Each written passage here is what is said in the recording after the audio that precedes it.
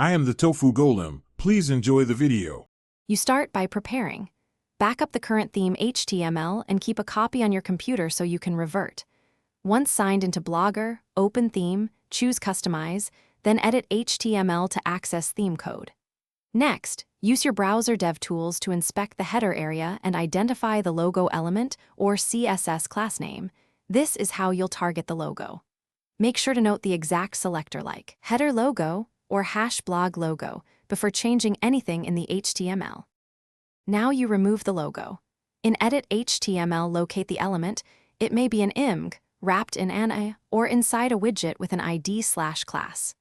Once found, either comment out that HTML block or remove it, keeping your backup copy.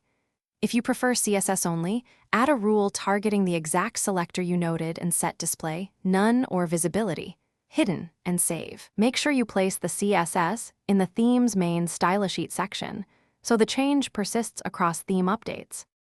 Finish by saving your theme edits and clearing your browser cache, then reload the site to confirm the logo is gone and layout remains intact.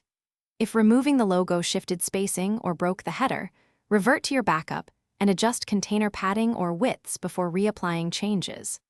If the logo reappears, inspect with DevTools to ensure your CSS selector has enough specificity or that an inline style or script isn't re-adding it. One key tip: toggle your CSS live in DevTools to test fixes quickly.